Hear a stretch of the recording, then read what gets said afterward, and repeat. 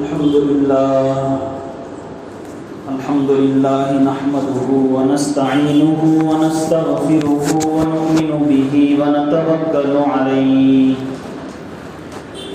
ونعوذ بالله من شرور أنفسنا ومن سيئات أعمالنا من يهده الله فلا مضل له ومن يضلله فلا هادي له ونشهد أن لا إله إلا الله وحده لا شريك له ونشهد أن سيدنا ومولانا محمدا عبده ورسوله أما بعد فقد قال الله تبارك وتعالى في القرآن الكريم فأعوذ بالله من الشيطان الرجيم بسم الله الرحمن الرحيم قد أفلح من تزكى وذكر اسم ربه فصلى وقال النبي صلى الله عليه وسلم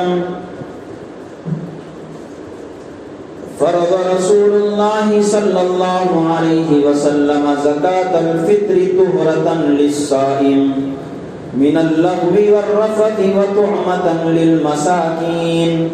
من أداها قبل الصلاة فهي زكاة مقبولة ومن أداها بعد الصلاة فهي صدقة من الصدقات صدق الله العظيم وصدق رسوله النبي الكريم ونحن على ذلك لمن الشاهدين والشاكرين الحمد لله رب العالمين.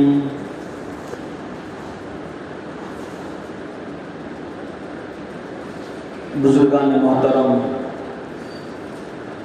عزیز نوجوان بھائیوں، دوستوں،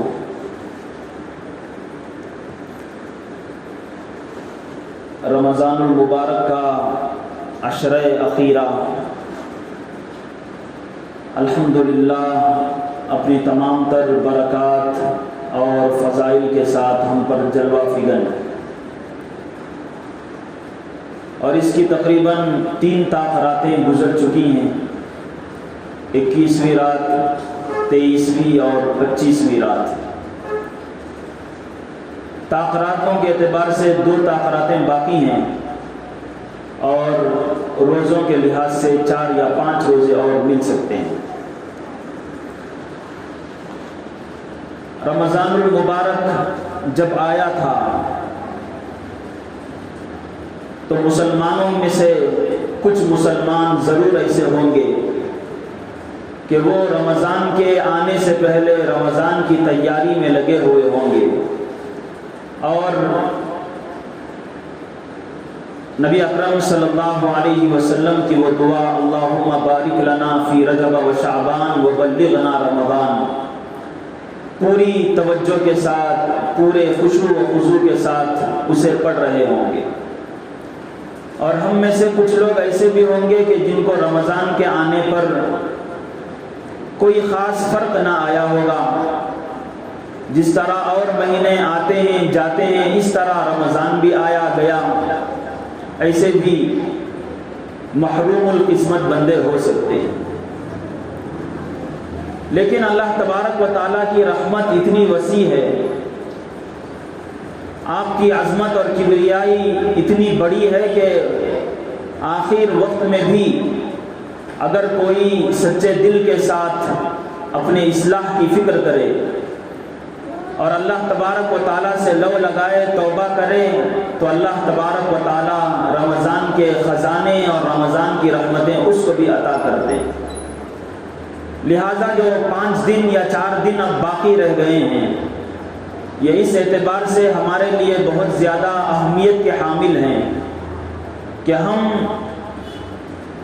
اللہ تبارک و تعالیٰ کے دربار میں بالکلیہ طور پر اپنی رحمت کا پروانہ حاصل کر ہی کر چھوڑیں۔ ہر مسلمان کو اس بات کی کوشش کرنی چاہیے کہ رمضان ہے اور چند دن باقی رہ گئے ہیں، تو ہو سکتا ہے کہ شروع ایام میں روزے رکھتے ہوئے کچھ غفلت ہو گئی ہوگی اور غفلت اب تک ہو رہی ہوگی، یا ہو سکتا ہے کہ تراویح میں کوتاہی ہو رہی ہوگی، یا یہ کہ پنج وقتہ نمازوں کی ادائیگی میں سستی برتی جا رہی ہوگی۔ لیکن کوشش اس بات کی کرنی چاہیے کہ ابھی 4-5 دن جو باقی ہیں، ہو سکتا ہے کہ بندہ کتنا بھی بڑا گنہگار ہو اور گناہ کر کر کے اس کا دل سیاہ ہو گیا ہو،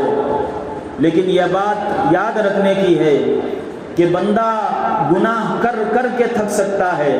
لیکن اللہ تبارک و تعالی معاف کر کر کے اللہ تھکتے نہیں۔ یہ بندے کی خصلت ہے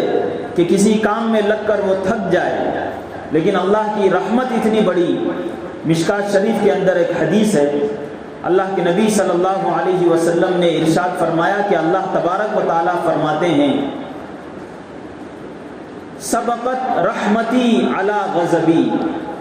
کہ میری رحمت اور میری شفقت، میری مہربانی میرے غصے پر غالب اور سبقت کر گئی ہے۔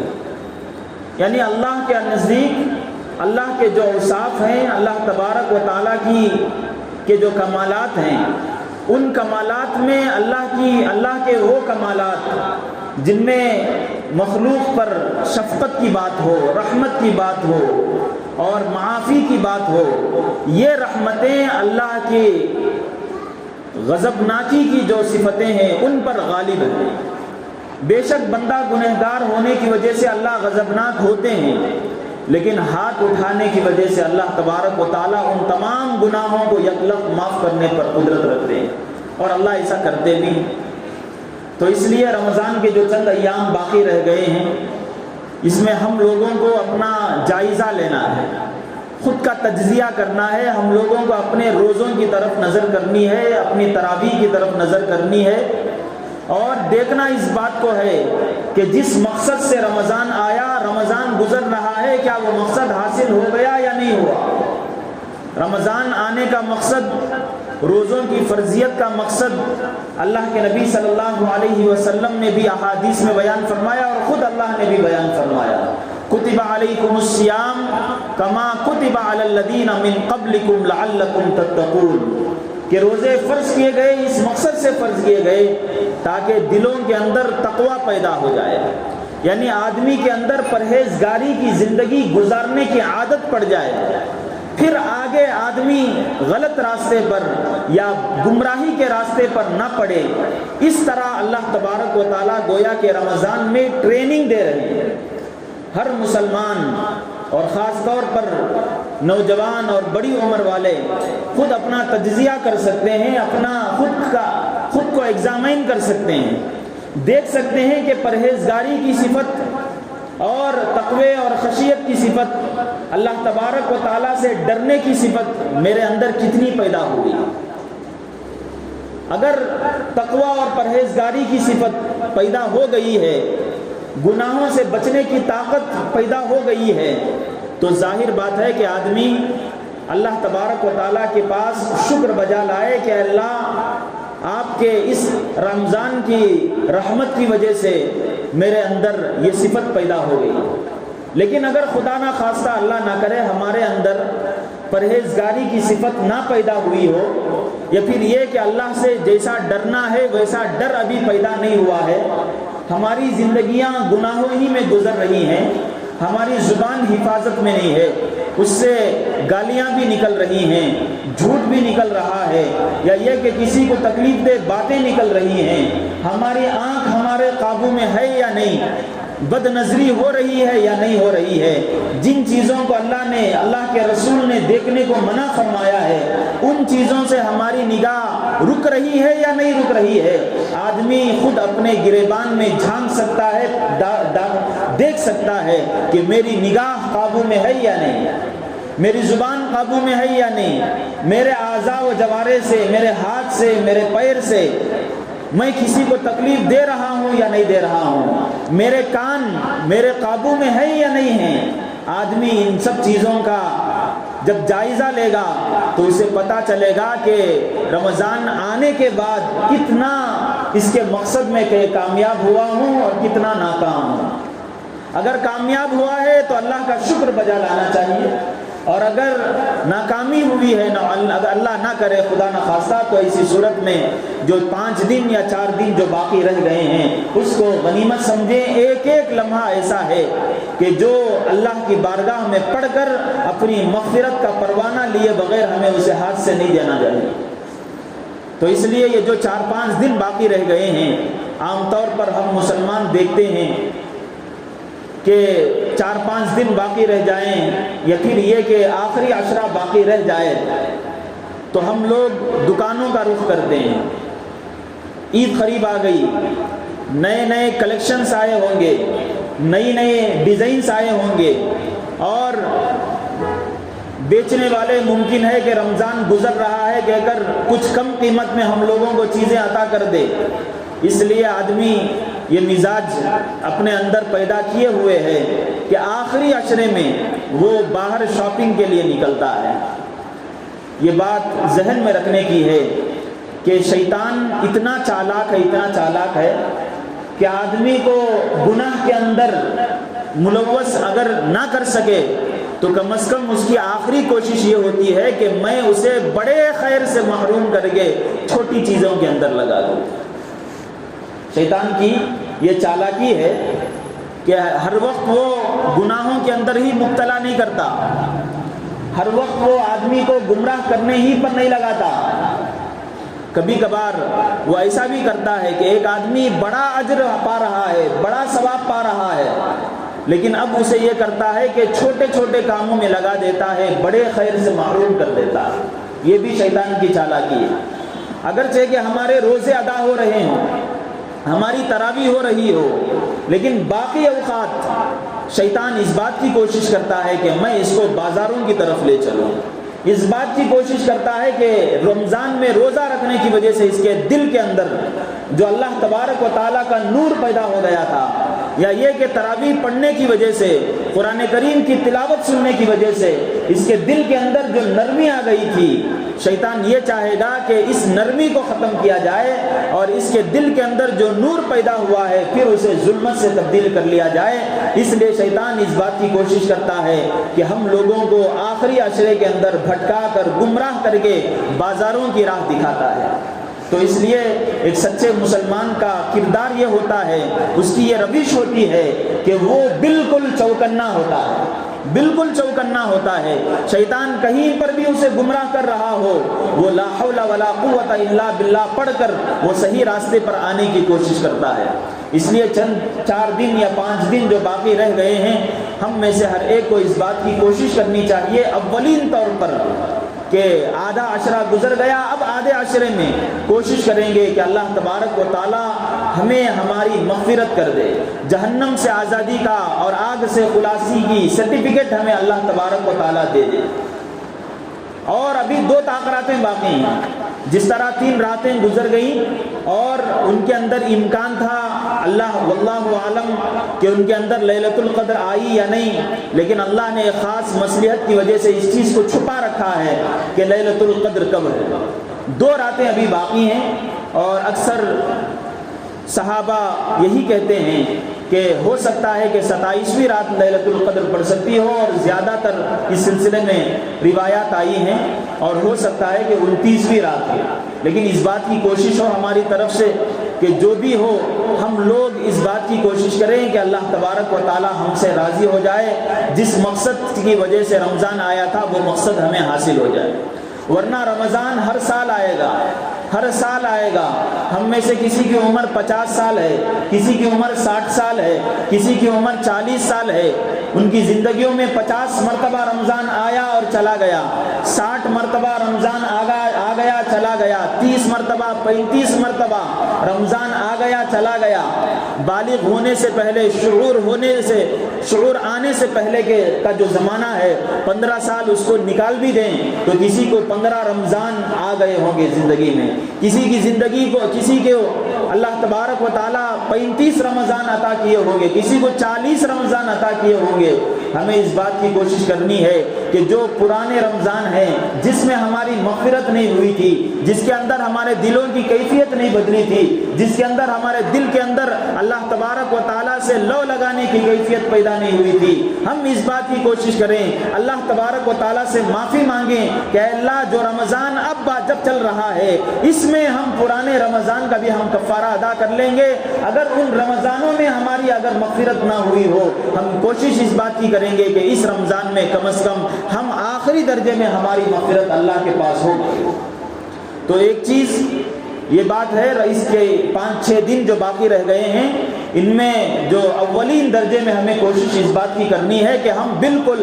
چست ہو جائیں، سستی کا مظاہرہ ہماری طرف سے نہ ہو، اور یہ جو 4-5 دن باقی رہ گئے ہیں ایسا رمضان اس میں گزارنے کی کوشش کریں کہ پچھلے جو ایام گزر گئے ہیں یا پچھلے جو رمضان گزر گئے ہیں ان رمضان کی طرف سے یہ 5 دن 4 دن کفارہ بن جائے، اور ان 4-5 دن میں اللہ ہمیں وہ نعمتیں وہ دولتیں عطا کر دیں جو اللہ اپنے محبوب اور مقرب اور خاص بندوں کو عطا کرتے ہیں۔ دوسری چیز، ان 4-5 دن میں اور خاص کر عید کے دن میں جو چیز اللہ کے نبی صلی اللہ علیہ وسلم کی طرف سے بلکہ اللہ کی طرف سے ہمارے لیے رکھی گئی ہے وہ ہے صدقہ فطر۔ قرآن کریم کی ایک آیت شروع میں نے تلاوت کی، اللہ تبارک و تعالیٰ فرماتے ہیں قد افلح من تزکا، کامیاب ہو گیا وہ آدمی جو زکوٰۃ الفطر ادا کرے۔ تزکا کے علماء نے اور تابعین نے اسی طرح بعض صحابہ نے 2 معنی بیان کیے۔ تزکا کے معنی آتے ہیں پاکیزگی، صاف ستھرا ہونا۔ اللہ تبارک و تعالیٰ فرماتے ہیں کامیاب ہو گیا وہ آدمی جو صاف ستھرا ہو گیا، پاک ہو گیا۔ اس کے 2 معنی ہیں، علماء نے بیان کیے ہیں، صحابہ سے بھی مروی ہے، تابعین سے بھی مروی ہے۔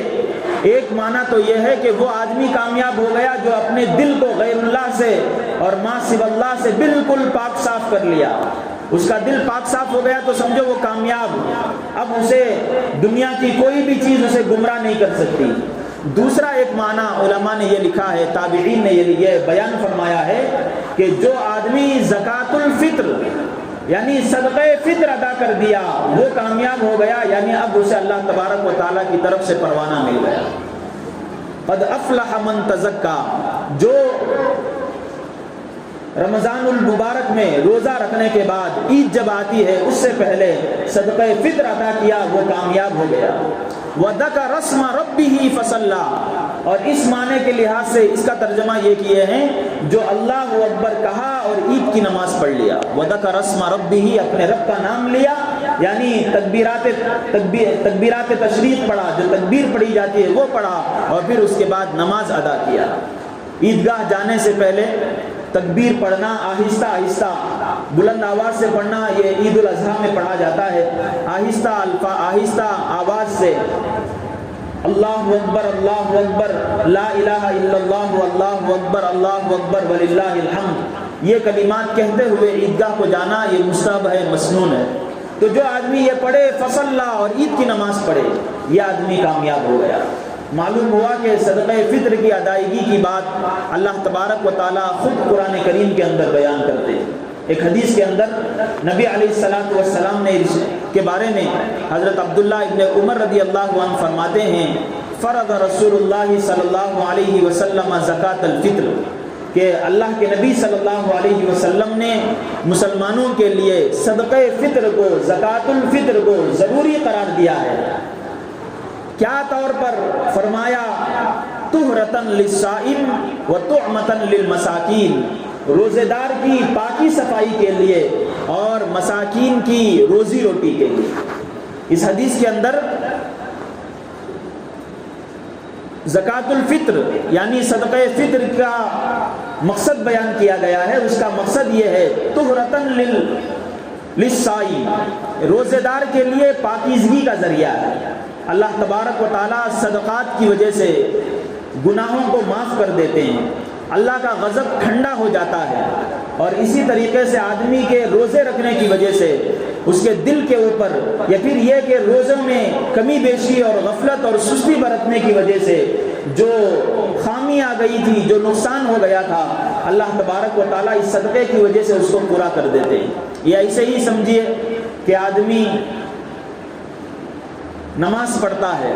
نماز پڑھنے کے بعد ہر نماز کے بعد عام طور پر سنتیں رکھی گئی ہیں۔ فجر پڑھتا ہے تو فجر سے پہلے سنت، ظہر پڑھتا ہے تو ظہر کے بعد بھی سنتیں، بعد پہلے بھی سنتیں، عصر پڑھتا ہے تو اس سے پہلے بھی سنت، مغرب میں بھی سنتیں ہیں، عشاء کی نماز میں بھی سنتیں۔ تو یہ سنت نمازیں علماء کہتے ہیں یہ ایسے ہی ہیں کہ فرض نماز میں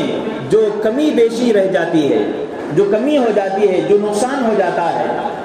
جس درجے میں نماز ہماری اللہ کے نزدیک قابل قبول ہونا چاہیے ویسے وہ نماز نہیں ہوتی ہے، تو اللہ تبارک و تعالیٰ ان سنتوں کے ذریعے سے اس کمی کو پورا کر دیتے ہیں۔ اسی طرح روزے کے اندر جو کمی آ جاتی ہے، جو نقصان ہو جاتا ہے، کبھی آدمی روزے میں رہنے کی وجہ سے روزہ ہے لیکن فضول کاموں میں لگ گیا، اسی حدیث کے اندر ہے طہرۃ للصائم من اللغو والرفث، کبھی بیکار کاموں میں لگ گیا، موبائل اٹھایا، واٹس ایپ چیک کرنے کے لیے گیا تھا لیکن کوئی نوٹیفیکیشن آیا، کوئی یہ چیز آئی وہ آئی، ان چیزوں میں لگا اور اس سے اس کے نگاہوں سے اس کی آنکھوں سے گناہ صادر ہو گئے۔ یا یہ کہ کسی کا سٹیٹس چیک کر رہا تھا، لوگ سٹیٹس میں گانے بھی لگاتے ہیں، سٹیٹس چیک کر رہا تھا، گانوں کی آواز کانوں میں پڑ گئی، یا یہ کہ کوئی اور ریلز یا شارٹس دیکھ رہا تھا اور کسی غیر محرم پر نظر پڑی۔ اس طرح جو غیر شعوری طور پر یا جان بوجھ کر جو گناہ ہو جاتے ہیں روزے دار سے، اگرچہ کہ وہ فوراً بند کر دیا ہو، لیکن گناہ کی وجہ سے، جس طرح نیکی کی وجہ سے دل میں ایک طرح کا نور پیدا ہوتا ہے، یہ بات ذہن میں رکھنے کی ہے کہ گناہ کی وجہ سے اگرچہ کہ وہ غیر شعوری طور پر ہو، پتہ نہ چلے، لیکن وہ اپنا اثر چھوڑ جاتا ہے۔ جیسے چنگاری فوراً بدن پر پڑی اور نکل گئی، اگرچہ کہ وہ زیادہ دیر تک نہ پڑی، نہ رہی بدن کے اوپر، لیکن وہ اپنا اثر چھوڑ جاتی ہے، اسی طرح گناہ اتنا خطرناک ہے کہ یہ اپنا اثر چھوڑ جاتا ہے۔ اس طرح آدمی سے گناہ ہو جاتے ہیں۔ یا یہ کہ رفث کا ذکر آیا ہے حدیث کے اندر، ہو سکتا ہے کہ آدمی باقاعدہ طور پر جھوٹ بات کسی کو بول دیا ہو، یا یہ کہ اپنی زبان سے فحاشی کی باتیں نکال دیا ہو، یا یہ کہ اور گناہ اس سے ہو گئے ہوں، تو اللہ تبارک و تعالیٰ صدقہ فطر کی ادائیگی کے ذریعے سے جو کمی آ گئی یا جو گناہوں کی وجہ سے جو دھبے پڑ گئے تھے اس کی صفائی اللہ صدقہ فطر سے ادا کر دے۔ اور اسی طرح اس کے ذریعے سے جن مسلمانوں کے گھروں کے اندر اللہ تبارک و تعالیٰ نے عید کا سامان فراہم نہیں کیا، بہت سارے ایسے ہوتے ہیں کہ جو عید کے لیے جن چیزوں کی ضرورت ہے، کپڑوں کی ضرورت، کپڑے نہیں ہیں، گھروں کے اندر عید کا سما جیسے ہونا چاہیے اس کے لیے جو کم از کم چھوٹے موٹے ہی سطح پر کچھ پکوان بننا ہے، ان کے گھر کے اندر وہ چیزیں میسر نہیں۔ عام طور پر مرغی کا گوشت کھاتے ہی ہیں، عید کے دن بچے اصرار کر رہے ہیں کہ والد صاحب سے کہ بکرے کا گوشت پک جائے۔ اب والد کے دل کے اندر ایک حسرت ہے کہ کہیں سے کچھ بندوبست ہو جائے تو بچوں کو عید کا سما مل جائے۔ کپڑوں کی جو شاپنگ ہوتی ہے تھوڑی بڑی ضرورت کے بقدر، اسی طرح کھانے پینے کے طور پر اللہ تبارک و تعالیٰ ایک روٹین رکھے ہیں، مال کو اللہ تبارک و تعالیٰ گھماتے رہتے ہیں۔ مالداروں کے اوپر اللہ نے ضروری قرار دیا ہے کہ ان کے مال کو اللہ تبارک و تعالیٰ غربا تک پہنچاتے ہیں، اور اس حدیث کے اندر آیا طعمۃ للمساکین، یہ گویا کہ غریبوں کا نوالا ہے۔ طعمۃ للمساکین کا ترجمہ ہے غریبوں کا نوالا، یہ صدقہ فطر گویا کہ غریبوں کا نوالا ہے۔ تو یہ اگر ہم ادا کریں گے تو گویا کہ ہم مسکینوں کے لیے یہ چیز ادا کر رہے ہیں۔ تو اس بات کی تو ان 4-5 دنوں کے اندر ایک چیز جو اللہ کی طرف سے ہمیں ملی ہے وہ یہ ہے صدقہ فطر۔ صدقہ فطر ہر اس آدمی پر واجب ہے جس کے اوپر زکوٰۃ واجب ہے۔ اسی طرح جس کے اوپر زکوٰۃ واجب نہیں، قرض وغیرہ نہیں ہے، لیکن گھر میں ضرورت سے زائد اتنا سامان ہے، تجارت کا بھی نہیں، بس گھر کے اندر جیسے گھروں کے اندر بہت ساری دیگچیاں رکھی رہتی ہیں، سال میں ایک مرتبہ بھی اسے اٹھانے کی ضرورت نہیں پڑتی، لیکن پھر بھی دیگچیاں بڑی بڑی ہر سائز کی گھر کے اندر لگی رہتی ہیں۔ اسی طرح گاڑیاں رہتی، تو ضرورت کے سامان سے ہٹ کر اگر کسی کے پاس گھر کے اندر زائد فرنیچر ہو یا زائد چھوٹی موٹی چیزیں ہوں، قرض وغیرہ نکالنے کے بعد 50,000 روپے اتنا ہے تو سمجھیے کہ اس کے اوپر زکوٰۃ واجب ہو جاتی ہے۔ سامان ہو یا چھوٹے موٹے زیورات ہو، اگرچہ کہ زکوٰۃ واجب نہیں ہوئی لیکن پھر بھی صدقہ فطر واجب ہو جاتا ہے۔ اور یہ جو صدقہ فطر واجب ہوگا یہ باپ ہے تو باپ اپنے بچوں کی طرف سے بھی ادا کرے گا، اپنے بالغ بچے ہیں ان کے پاس پیسے نہیں ہیں تو ان کی طرف سے بھی ادا کرے گا، اپنی شوہر ہے تو بیوی کی طرف سے ادا کرے گا، اگر گھر کے جتنے بھی افراد ہیں ان کی طرف سے صدقہ فطر ادا کرنا ضروری ہے۔ اب یہ کن کو دینا ہے؟ جو غریب ہیں، فقیر ہیں، مسکین ہیں، جن کے پاس اتنا بھی مال نہیں ہے کہ وہ گھر میں کچھ گزارا کر سکیں، ان تک پہنچانے کی کوشش کرنی چاہیے۔ تو یہ صدقہ فطر ہے۔ اور اس کو ادا کرنے کا وقت کیا ہے؟ اس کو ادا کرنے کا وقت حدیث کے اندر بتایا گیا کہ عید کی نماز سے پہلے۔ اب عید کی نماز سے پہلے ایسا نہیں کہ فوراً اب عید کی نماز کو جانا ہے تو ابھی فوراً ادا کر کے جاؤ۔ بہت سارے لوگ اس کا مطلب یہ سمجھتے ہیں کہ عید سے پہلے دینا کا مطلب یہ کہ عیدگاہ کو چپل پہن گئے ہوتے ہیں، راستے میں جاتے جاتے فقراء مسکین ہیں تو وہاں صدقہ فطر دیتے ہیں۔ یہ نہیں، جیسے میں نے کہا کہ یہ عید کے لیے غربا کا نوالا ہے، تو اتنا پہلا دینے کی کوشش، اتنا پہلے دینے کی کوشش کریں کہ لوگوں کو اپنے چیزوں کا انتظام وغیرہ کرنے میں آسانی ہو جائے۔ لہذا اب دینے کی کوشش کریں، آج دے، کل دے، پرسوں دے، اس طرح وقت سے پہلے دینے کی کوشش کریں۔ اس طرح اگر دیں گے تو یہ اللہ تبارک و تعالیٰ کے نزدیک صدقۃ مقبولۃ، مقبول صدقہ ہوگا۔ لیکن اگر کوئی آدمی غفلت برتے، سستی برتے اور عید کی نماز کے بعد دیتا ہے تو اس کو اللہ تبارک و تعالیٰ وہ چیزیں عطا نہیں کرتے، اس کا ثواب وہ نہیں ملے گا جو صدقہ فطر کی وجہ سے ملتا ہے۔ عام دنوں میں اگر کوئی آدمی 100 روپے کسی کو صدقہ کرتا ہے تو اس حساب سے ہی جو صدقے کا ثواب ہے وہ اللہ تبارک و تعالیٰ دیتے ہیں۔ دوسری بات، صدقہ فطر کتنا واجب ہے؟ درمیان میں نے کہا تھا کہ صدقہ فطر جو واجب ہے، علماء نے ہمارے بنگلور شہر کا حساب لگا کر کہا ہے کہ گیہوں کا حساب لگائیں گے تو 90 روپے، 90 روپیز یہ صدقہ فطر کا ہے۔ لیکن یہ بات ذہن میں رہے کہ رسول اللہ صلی اللہ علیہ وسلم صرف گیہوں کا ذکر نہیں فرمائے ہیں، بلکہ اللہ کے نبی نے کھجور کے ذریعے سے بھی صدقہ دیا ہے، اور کھجور ہی کے پابندی کے ساتھ اللہ کے نبی دیا کرتے تھے۔ اور اسی طرح گیہوں، کھجور، پنیر کے ذریعے سے، اور اسی طرح کشمش اور منقے کے ذریعے سے اللہ کے نبی صلی اللہ علیہ وسلم کبھی آدھا سا دیے ہیں، یعنی 1.25 کلو، اور کبھی کبھار 3.5 کلو کی مقدار دیے ہیں۔ کھجور ہے تو 3.5 کلو۔ تو علماء کا اس سلسلے میں، ہمارے مشائخ کا، بڑوں کا یہ مشورہ ہے کہ اللہ تبارک و تعالیٰ جسے گنجائش دیا ہو،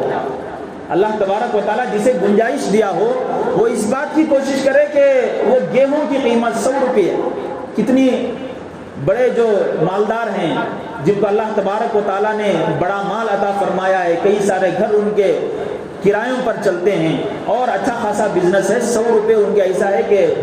ایک مرتبہ کسی دکان پر گئے تو ایک ٹھنڈا پیے، اچھی جگہ کہیں جا کر گرمی کے موسم میں لسی پیے، 100 روپے وہاں پر مل جاتے ہیں۔ تو علماء کا مشورہ یہ ہے، بلکہ رسول اللہ صلی اللہ علیہ وسلم نے جو چیزیں بیان فرمائیں اس سے بھی یہی سمجھ میں آتا ہے کہ آدمی اس بات کی کوشش کرے کہ اپنی حیثیت سے دے۔ آدمی مالدار ہے، 100 روپے کے بجائے 3.5 کلو کھجور کی جو قیمت ہے، تقریباً جو درمیانی قسم کا جو کھجور ہے 3.5 کلو کی قیمت 900 روپے تک پہنچتی ہے۔ تو شروعات ہے، منیمم 90 روپے، اس سے بڑھ کر آدمی اپنی حیثیت کے حساب سے کوئی 200 روپے دینا چاہے، کوئی 300 روپے دینا چاہے، کوئی 600-900 روپے دینا چاہے تو آدمی کا اختیار ہے، لیکن منیمم یہ 90 روپے۔ ایسا نہیں کہ منیمم ہے تو آدمی کو اتنا ہی دینا چاہیے۔ اپنے گناہوں کو سامنے رکھے کہ میری طرف سے رمضان میں کتنے گناہ ہو گئے، میرا روزہ کیسا ہو گیا۔ آدمی جتنا میں اپنے روزے کو پورا کرنے کی، مکمل کرنے کی کوشش کرے گا، غربا کی شفقت اور غربا سے شفقت اور ان کے ساتھ مہربانی کا جو تعلق رکھے گا، اتنا زیادہ اللہ تبارک و تعالیٰ نوازتے ہیں۔ تو اس بات کی بھی کوشش کریں۔ تیسری چیز یہ کہ عید کے دن سے پہلے جو رات آتی ہے اسے حدیث کے اندر اسے لیلۃ الجائزہ قرار دیا گیا۔ لیلۃ الجائزہ کے معنی آتے ہیں انعام کی رات۔ رمضان اگرچہ کہ چاند رات پر ختم ہو گیا، مغرب پر رمضان مکمل ہو گیا، لیکن اس کے بعد عید کی صبح تک جو رات آتی ہے اسے کہتے ہیں لیلۃ الجائزہ۔